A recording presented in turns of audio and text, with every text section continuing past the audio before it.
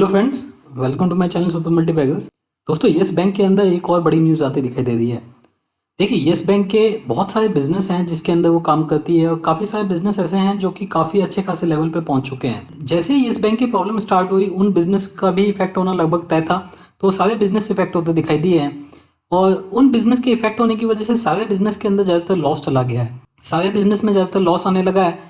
और ये yes bank को काफ़ी टाइम से परेशान कर रहा था कि सिर्फ जो आपका बैंकिंग बिजनेस है उसमें तो लॉस था ही, उसमें तो प्रॉब्लम्स थी, लेकिन इस कंपनी की इमेज की वजह से, बैंक की इमेज की वजह से जो बाकी बिजनेस हैं उनके अंदर उसका इफेक्ट पड़ने लगा है। तो देखिए, उसी के चलते एक बड़ा यहाँ पे फैसला सामने आया है येस बैंक की तरफ से। इसके बारे में हम डिटेल में जानेंगे और ये भी जानेंगे कि ये अच्छा हुआ है या बुरा हुआ है इन्वेस्टर के लिए या फिर येस बैंक के लिए। सारी चीज़ जानने की कोशिश करेंगे। इससे पहले मैं स्टार्ट करूँ, आप लोगों से रिक्वेस्ट है कि अगर आप फर्स्ट टाइम चैनल के ऊपर आए हैं या फर्स्ट टाइम मेरा कोई वीडियो वॉच कर रहे हैं तो चैनल को सब्सक्राइब जरूर कर लीजिएगा। फ्यूचर में जो भी वीडियो मैं अपलोड करता हूँ उसका नोटिफिकेशन आप लोगों को मिल जाएगा और वीडियो आप लोग देख पाएंगे। तो चलिए स्टार्ट करते हैं। सबसे पहले इस कंपनी का स्टॉक प्राइस देख लेते हैं। आज की डेट में स्टॉक किस तरीके से ट्रेड कर रहा है। 12 रुपये के आसपास आपने देखा कि स्टॉक बंद हुआ है। अगर आप इसको पिछले कुछ दिनों से देखेंगे तो देखिए इसी प्राइस के ऊपर है। अभी ये तीसरा ट्रेडिंग सेशन है, जबकि 5 पैसे के अंदर ये जो स्टॉक है इसके मूवमेंट रही है। स्टॉक का आज पूरे दिन का हाई बना 12 रुपये 50 पैसे और पूरे दिन का लो बना 11 रुपये 90 पैसे।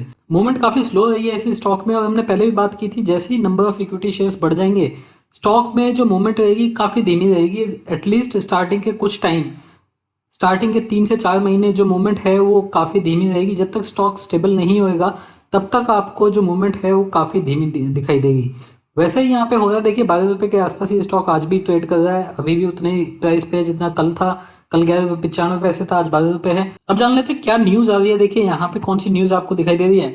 यस बैंक ने अभी रिसेंटली डिसाइड किया है कि इसका जो म्यूचुअल फंड बिजनेस है उसको ये लोग बेच देंगे। यस बैंक अपने म्यूचुअल फंड बिजनेस को बेचना चाहता है। उसके रीजन अलग अलग बताए हैं। उन्होंने क्लियर किया है कि ये जो बिजनेस है इसको क्यों बेचना चाहते हैं, क्या प्रॉब्लम है इस बिजनेस के अंदर और इसको चलाने में क्या प्रॉब्लम है, ये सारी चीजें उन्होंने बताई हैं। उससे पहले देख लेते हैं ये जो म्यूचुअल फंड बिजनेस है इस बैंक का। देखिए, पिछले 3-4 साल के अंदर काफी अच्छा बिजनेस यहाँ पे बन गया था।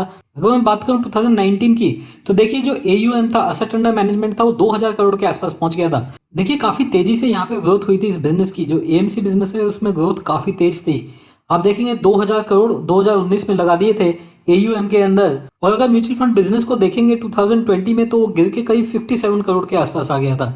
मतलब जितने भी इन्वेस्टर थे उन्होंने इस फंड से या फिर यस बैंक म्यूचुअल फंड से पैसा निकाल लिया था। उसकी वजह से जो असेट अंडर मैनेजमेंट है वो एक साल के अंदर ही बहुत नीचे चला गया। मतलब 2000 करोड़ से सीधा गिर के 57 करोड़ के आसपास AUM आ गया।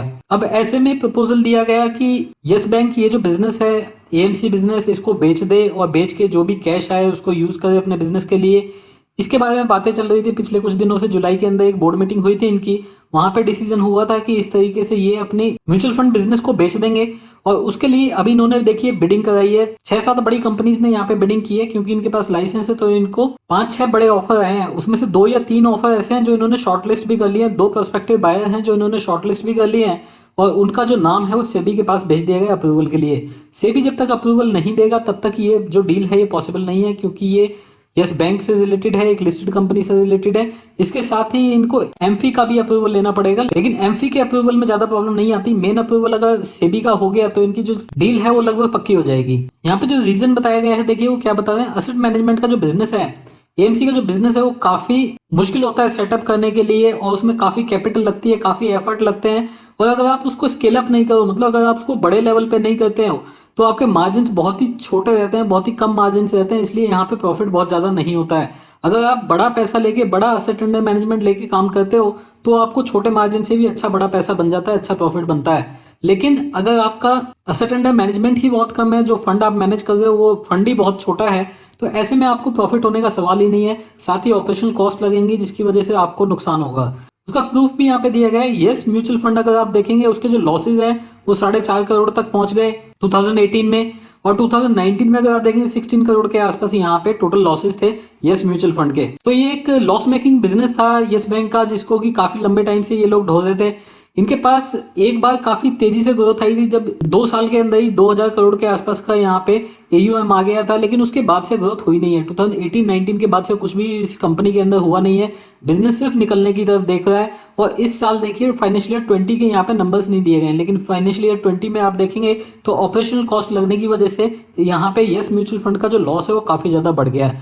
तो वो चीज़ें अभी दिखाई नहीं गई हैं। यहाँ पे सेपरेट नंबर्स नहीं बताए गए हैं कि यस म्यूचुअल फंड को कितना लॉस फाइनेंशियल ईयर 20 में था, लेकिन ये माना जा सकता है अच्छा खासा लॉस होगा। तो एक अच्छा स्टेप माना जा सकता है यस बैंक के लिए कि ऐसे बिजनेस से एग्जिट कर रहे हैं जो कि लॉस मेकिंग बिजनेस है, जिसको चलाना अभी मुश्किल है और इनके पास अभी एक्सपर्टीज भी इतनी नहीं है कि इस बिजनेस को चला पाए।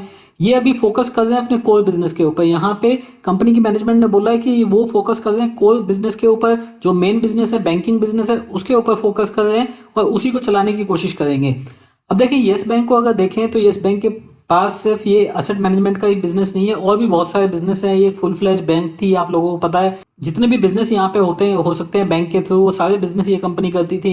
इसके पास मर्चेंट बैंकिंग के लिए अलग लाइसेंस है, डिजिटल बैंकिंग के लिए इसके पास लाइसेंस है, ब्रोकरेज बिजनेस इस कंपनी का है, असेट मैनेजमेंट बिजनेस इस कंपनी का है, इन्वेस्टमेंट बैंकिंग में ये कंपनी है।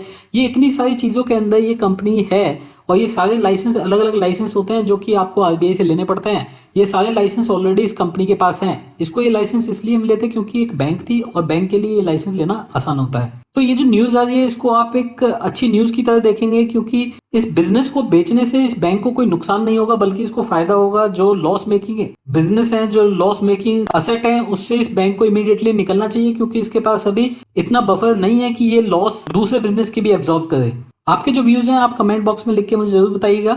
अगर आपको ये वीडियो अच्छी लगी हो तो आप इस वीडियो को लाइक जरूर कीजिएगा, आप इसको शेयर कर सकते हैं। अगर आपको मेरी वीडियोस पसंद है चैनल को सब्सक्राइब कर लीजिए, फ्यूचर में इसी तरह की इन्फॉर्मेशन आपको टाइम टू टाइम मिलती रहेगी।